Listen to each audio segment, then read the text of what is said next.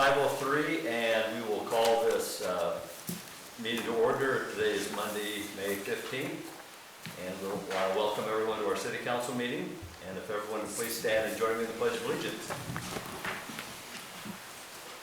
I pledge allegiance to the flag of the United States of America and to the republic for which it stands, one nation, under God, indivisible, with liberty and justice for all.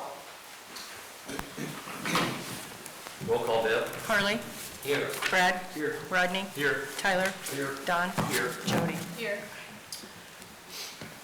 I would entertain a motion to approve today's agenda with this amendment. Items numbers 17, 18, and 19, we need to move up at the beginning of new business. Move to approve the amended agenda. Second. We have a motion from Harley, second from Don. Any discussion? Vote please, Deb. Harley. Yes. Brad. Yes. Rodney. Yes. Tyler. Yes. Don. Yes. Jody. Yes. Motion carried. Thank you. Today I'd like to thank Riker Brindley as our videographer. And also today, May 15th, is Peace Officers Memorial Day. And this week is National Police Week, which pays tribute to local, state, and federal law enforcement officers who serve and protect us with courage and dedication. These observances also remind us of the ongoing need to be vigilant against all forms of crime, especially to acts of extreme violence and terrorism. So today I just want to take this opportunity to thank Police Chief Bo Miller and his officers for their hard work, their courage, and their dedication here in Algoma. Anyone else have anything they would like to share?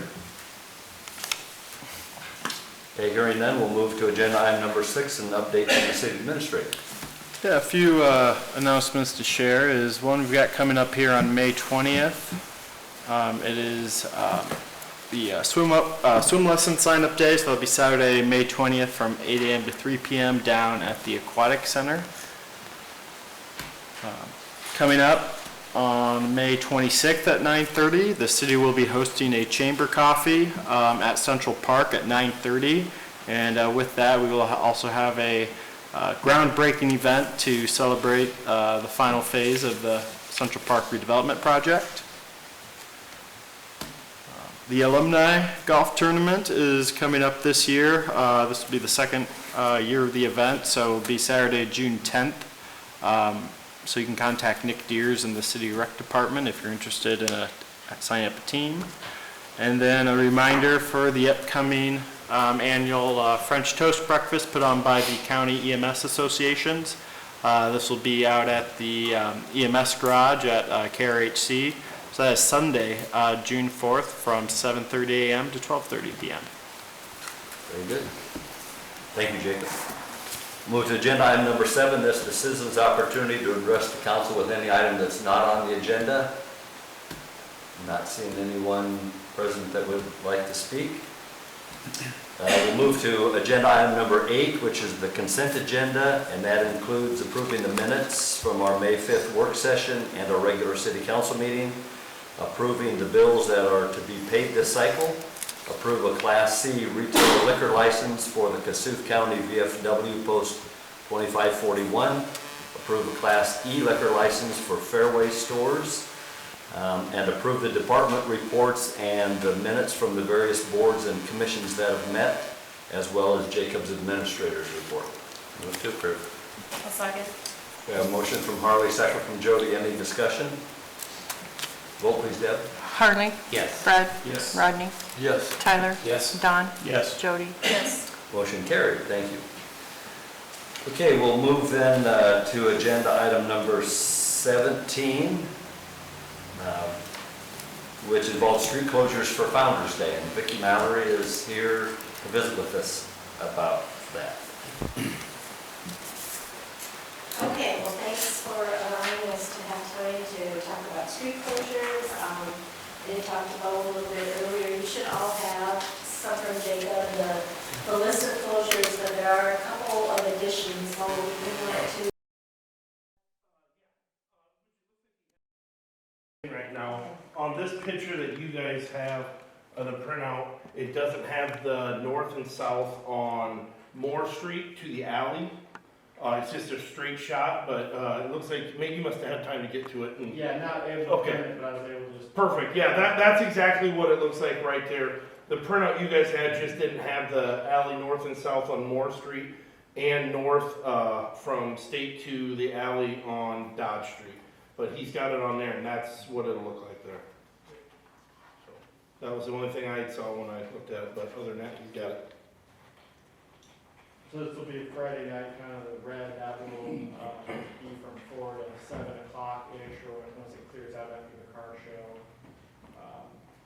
And then after that,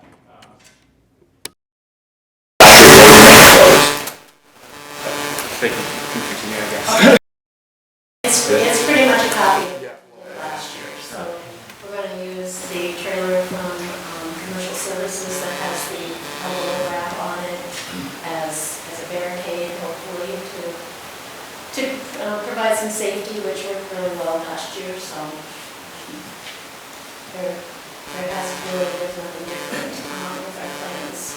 Everything moved well last year, traffic flowed, it worked out well. But also, by closing the north and south Moore Street, let's say we have a beautiful day and cars just keep flowing in, you don't have to worry about having a place to put them. Because once you have public parking there, you can't put cars in there, so, partial cars, so. Anybody have any specific questions? Did you want me to touch on party in the park too, Jacob, or? well, if you want to kind of go over Saturday's plan as well. Okay, yeah. Okay, so Saturday, we will not be using North Moore Street, but on South Dodge Street, we will have, at that intersection of Dodge and Nebraska, so we're going to have a kids' cue competition. We are not doing the showdown competition this year, just not enough interest, and it was just kind of an exercise in frustration for us last year. And then Nebraska Street also will be closed.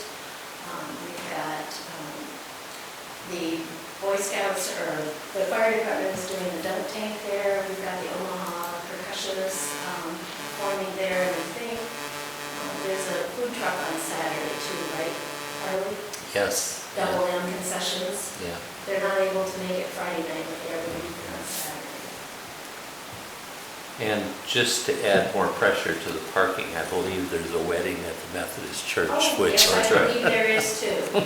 yes. So the only thing is, nobody needs to die usually on that day, because that would create many more parking issues Yeah. too, so. But that's happened before, and we've worked around it, so Yeah. we can work around it. Any questions? The parade stuff Friday night, everything's covered there on Yes. the streets? Good, good. And then is that parking lot across from the Carnegie, is there an event there on Saturday, late in the day? Well, I'm not exactly 100% certain, that's to be determined. We've got a couple of people working with the Latino group to try to create some type of a festival focused on that sector of our population, and we're talking about some music and maybe some food sampling and stuff. We really are kind of unsure at this time where that will be placed. It'd be great if that comes together. Yes, we're hoping that it comes together.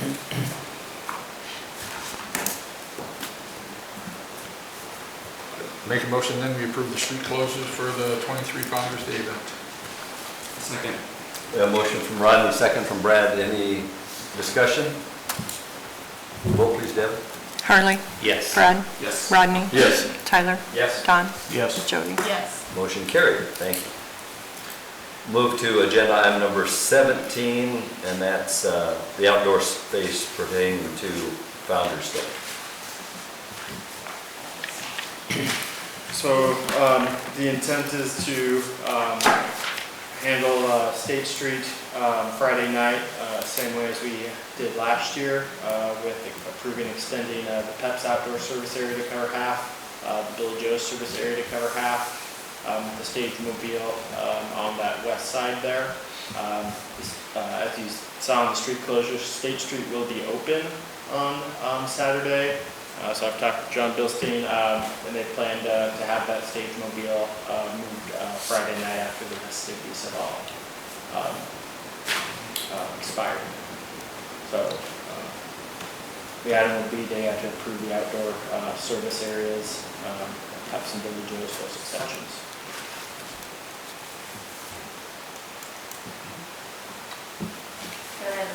Deb, have you received anything from the state with regards to village roads? I have not. I haven't done anything. Okay. This is the same as last year for that as well. Yeah. Everything seemed to work well for that. Yeah, I think it went well, Yeah, we did, there was a lot of signs up and we did everything we could, our due diligence on that, and yeah, we did not have any issues that Yeah, I think it worked very well, so we appreciate the cooperation of all in the police department and the general public. The attendees were respectful of the whole situation, so no reason to believe that it won't be the same again this year. Vicki, I wanted to compliment you on the bands. I know they're more local bands than we've had in the past, but I think we have a couple great ones coming in. I think They're very popular. You probably remember Hip Liberty opened for Rock Tower Park last year, and we had a lot of people say, why don't you just have them as your main band? So when I contacted them, their first comment was, well, we better see if we've got enough music to make it through that many hours. Yeah. So yeah, we're very excited about that, because it's always great to showcase the local people. Mhm. Good. I then make a motion, we approve the outdoor service areas. I'll second. We have a motion from Rodney, second from Tyler. Any other discussion? Roll please, Deb. Harley? Yes. Brad? Yes. Rodney? Yes. Tyler? Yes. Don? Yes. Jody? Yes. Motion carried, thank you. And we'll move on to agenda item number 19, which is to approve street closures for the Party in the Park events. Okay, so the 3 dates for the Party in the Park are there. Just need to close Nebraska Street from Moore to Dodge. And on June 7th, our theme is Start Your Engines, so we will have race cars on display. The Remote Control Racing Group is going to do a demonstration. We're hoping to add a couple of things to that yet. The Boy Scouts expressed an interest possibly with their Pinewood Derby, maybe having some of those on display or having some type of a demo. So we're still working those details out. And then on July 5th, it's Twist and Shout is the theme, and we're kind of going back into the decades a little bit, just some old-fashioned games and whatever we come up with for entertainment, but I want to have the street available in the event that we need to put groups out on Nebraska Street. And then the August event is called Touch a Truck, and it's an opportunity for not just kids, but the general public to get to see the large, like a semi, a cement mixer, a fire engine, a police car, that kind of stuff up close and personal. So that we know that we will have vehicles parked in the street for that. These are all from 5:30 to 7:30. Correct. Yeah.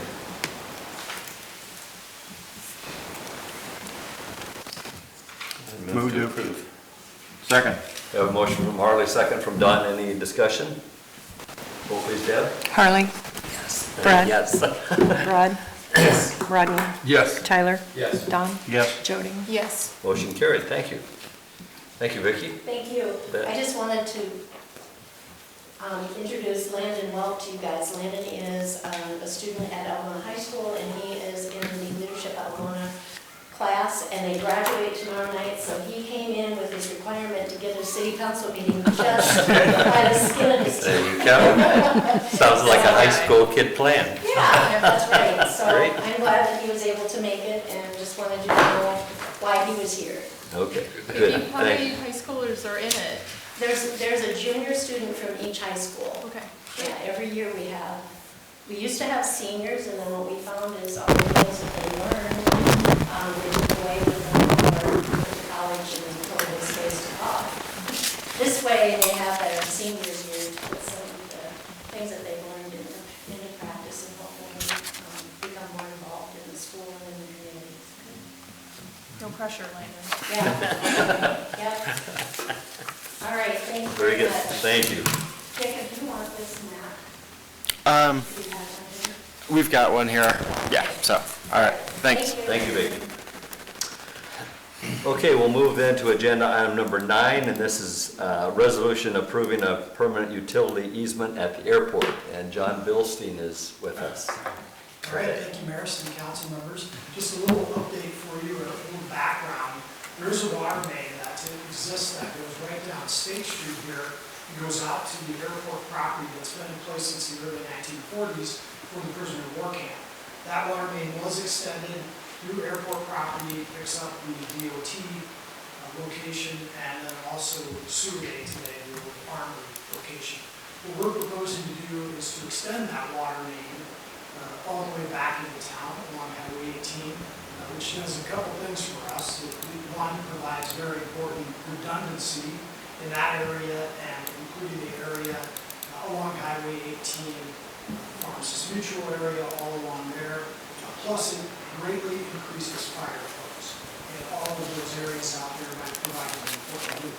To do that, we're asking that you as a council consider a permanent utility easement that would begin near the parcel of land that we purchased right where we're going where the new runway extension will be, the old Borough Creek property right there. It will come up 100th Avenue and then go around the compost area and the DOT building, as you can see Jacob showing that here, and then go back towards 100th Avenue. So the area that goes around city airport on the property is where we'd be asking for a permanent 20-foot utility easement and a 40-foot construction easement. The construction easement area a little bit wider than the actual area where the water main would go. This would be, on this area that we're looking at, that would be a 8-inch water main that would go up and head to the highway there along the highway going back into town to tie into the water main that's been extended this last year by the hotel project. That would be a 12-inch water main. But the area that we're focused on here for the easement would just be that along 100th Avenue and around the city airport property. Obviously, anytime you have an easement like this, we are responsible for all restoration of land out there, closely working with the city and the airport staff to make sure we don't do anything that has an impact on the activities out there in that area. We have one last major step in this project before we're ready to go to bid, and that is final approval from the State Historical or SHPO. And they have reviewed the site now, and they're hoping for a recommendation and approval, which says that we can go ahead and build the water main project. With the goal to go out to bid later this summer, and then the project would be allowed to overlap this year into next year. In hopes that we'll have contractors who will be finishing some summer projects that will be ready to take something on this fall and next spring. Is the plan there. So that is the airport project. In total, the easement again is a little over 3,000 feet, roughly linear feet. The entire project's about 1.5 miles from that location, 100th Avenue, back into town. And we have coordinated this project with our airport project engineers. The FAA has reviewed the plans, the easement, and have signed off on everything. So in terms of the runway extension, they're fine with what's proposed and the timeline and everything lining up. Yeah, very good point. And the easement language specifically is something that the airport, or I should say the FAA has some recommendations on things to add into the easement. So it has the exact same language that we had with the easement that we proposed or we approved last year. That was along Highway 18 as we extended fiber to the airport. So some of the same things. It doesn't look like that Hems in the county sheds them. There was no concern from them on that. For the DOT right there? Oh, the DOT, yes. Yes, no, it's right on the back of it, and we already served them, so it only is is a positive for them. The nice thing is that what we don't show in that map is the existing water main goes into the grass runway part of the airport. So that would be, a portion of that would be abandoned, which makes the FAA happy, which I think makes everybody happy. And that part of the water main would have various breaks out there. It's not good. We don't like ripping up that area there. Jim doesn't like it.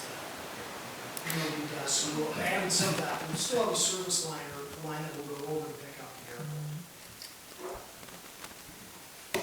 Any other concerns from any residential areas, anything like that? No, again, the end result would be improvement of the fire flows in that area, and like I said, provide an important loop in that area. So very positive. We're working through the easements right now, but so far very favorable. Sounds like it makes sense. Now, the houses along there, along the highway, they probably have their own wells now. Correct, we'll But give they them the opportunity. could tie into if they That's wanted correct, to. yeah, so we'll be talking to them if they would like to have water tied to those properties. We'll do that.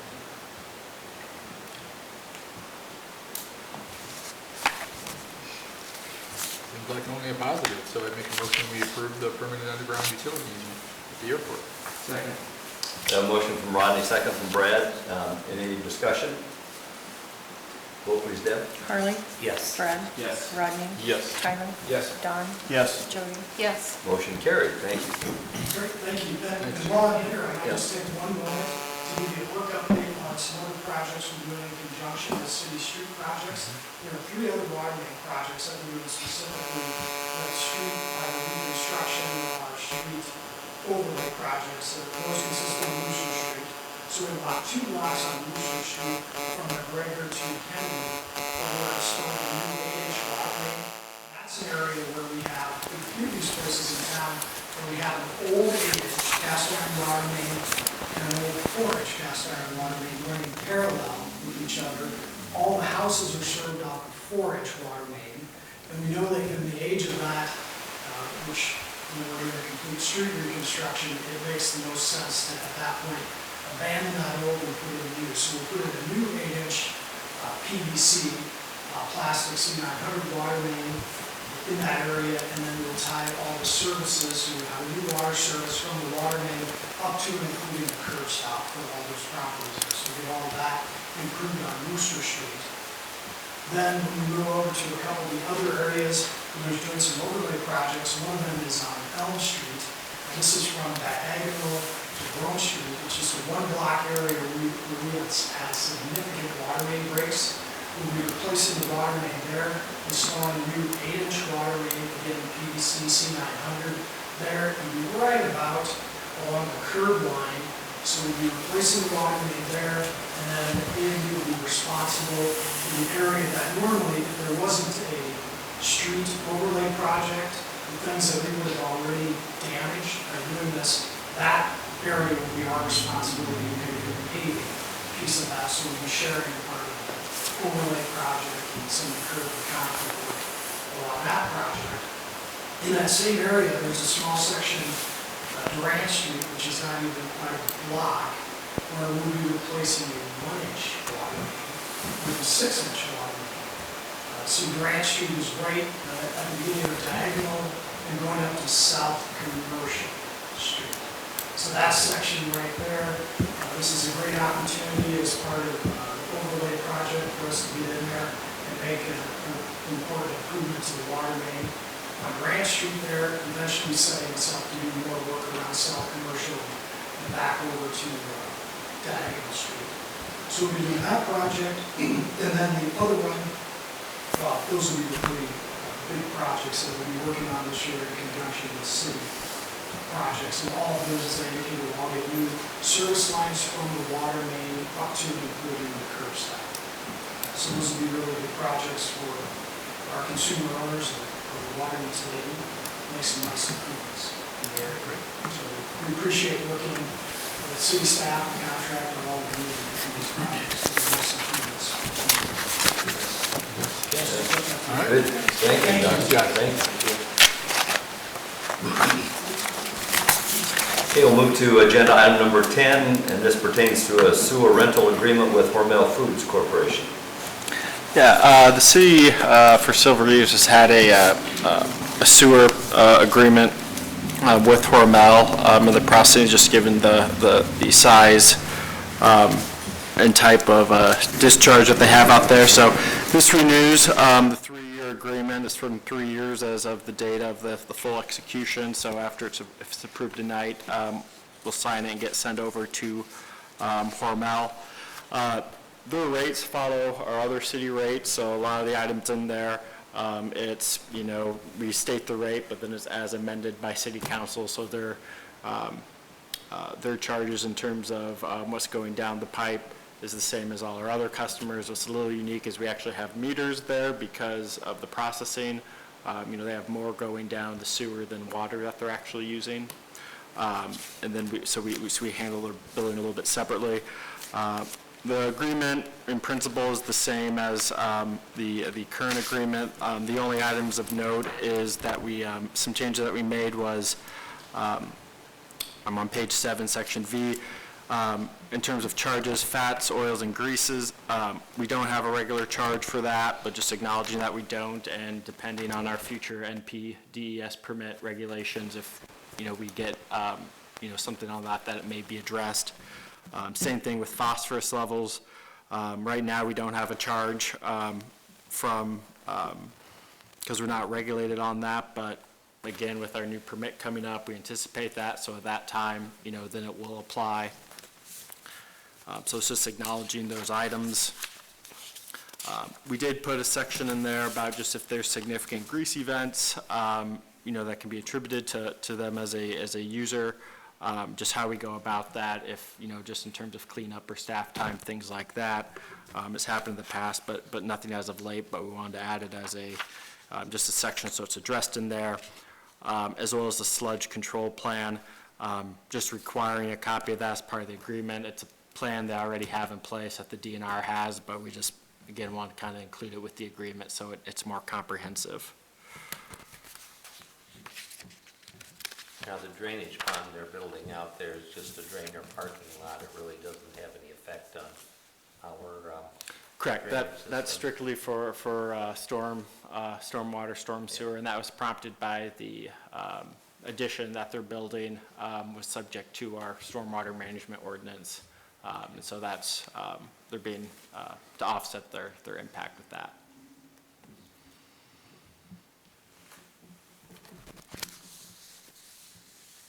Move to approve. One second. Have a motion from Harley, second from Jody. Any other discussion? Vote please, Deb. Harley. Yes. Brad. Yes. Rodney. Yes. Tyler. Yes. Don. Yes. Jody. Yes. Motion carried.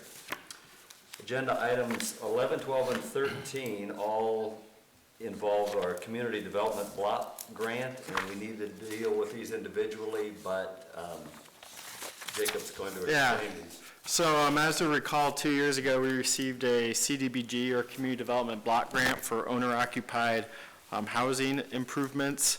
The program's for exterior improvements only, and then the award is limited to, or the grant that can be used per house is limited to $24,999.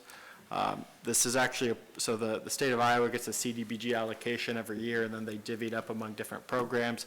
They actually shifted away from this program, and it no longer exists in terms for new applications, and redeploying it for housing a little bit differently. So we've received a couple of these in the past, and we're glad to get in on their kind of the last round of funding that they have for this program. So a total of 6 homes received funding. 3 of the homes already underway, the work which will be completed this year, and then the following through resolutions award the contracts for the 3 remaining properties. Because it is federal money that's allocated to the state, that's allocated to the city, it does come with a number of federal strings and lead hazard abatement qualifications. So a lot of times on these projects, you see contractors that they're kind of a, because of the certifications and training you have to bid on these projects, you might not have your pool that you typically would have on just a local residential project. But All three of these were competitively bid. The contracts were reviewed and then, recommend approval by North Iowa Area Council of Governments, NIACOG, who is our grant administrator. So, Which I think this would be a good time to mention at last week's NIACOG meeting. This program's coming to an end, but there is another one you'll be getting information on as soon as the state releases the money for it. And that's going to be kind of similar. It's from COVID funds, so there's a little bit different qualification standards for it. But we will have some opportunities in the future with this.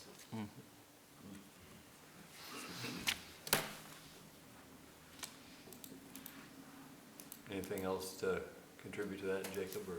Nope. Explain it, okay. I'd make a motion then we approve resolution awarding the contract for 221 South Hall Street, being our first. I'll second. We have a motion from Rodney, second from Jody. Any discussion? Vote please, Deb. Harley. Yes. Brad. yes. Rodney. Yes. Tyler. Yes. Don. Yes. Jody. Yes. Motion carried, thank you. So we'll move to agenda item number 12, basically the same explanation. So Yep. we just need the motion and Who's motion? I'll motion for the second one, that's 627 East Elm Street. I'll second. motion from Rodney, second from Jody. Any discussion? Vote please, Deb. Harley. Yes. Brad. Yes. Rodney. Yes. Tyler. Yes. Don. Yes. Jody. Yes. Motion carried. And we'll go to agenda item number 13. Move to approve 601 North Putnam Street. Second. Motion from Brad, second from Don. Any discussion? Good to see these improvements being made to the exterior. It is, that's right. yeah. Very good. And I'm happy that there's another program Yeah. that's similar that's coming too, so. Vote please, Deb. Harley. Yes. Brad. Yes. Rodney. Yes. Tyler. Yes. Don. Yes. Jody. Yes. Motion carried. Agenda item number 14 is to approve fireworks sales permit. This is a permit from Bellino Fireworks Incorporated. They're requesting, or they submitted a permit for temporary sales of a tent structure located at 1500 169 North, the Hy-Vee parking lot. This is the same company that was in that location last year. And their proposed sale dates will be from June 18th to July 8th. Move to approve. Second. A motion from Don, second from Tyler. Any discussion? Is this the big gorilla one we get to see blowing up again? I think it might have been that one. Yeah. Big gorilla's back. It has to be that, Don. Yeah. Just so we know. Okay, vote please, Deb. Harley. Yes. Brad. Yes. Rodney. Yes. Tyler. Yes. Don. Yes. Jody. Yes. Motion carried. Thank you. Agenda item number 15 is to approve a pay application for the library renovation project. This is pay application number 20 on the project. The amount due is $73,583.56. It is for materials and labor on the exterior improvements from the month of April. The architect has reviewed and recommends approval. Project, fingers crossed, the exterior item should be coming to an end here this month, if not this week. Last update I got, they were still waiting on just a couple more items, so, but if you go by it, say at night, they've got the lights are now programmed, and so they got some pretty neat features with those lit up. And there's still a project balance of $112,000, I see, so Yep. to pay them, so. Move to approve. I'll second. We have a motion from Harley, second from Brad. Any other discussion? Vote please, Deb. Harley. Yes. Brad. Yes. Rodney. Yes. Tyler. Yes. Don. Yes. Jody. Yes. Motion carried, thank you. Agenda item number 16 concerns the BRAC, the bike ride across Cassuth, June the 10th. I understand we don't have all of the information for this.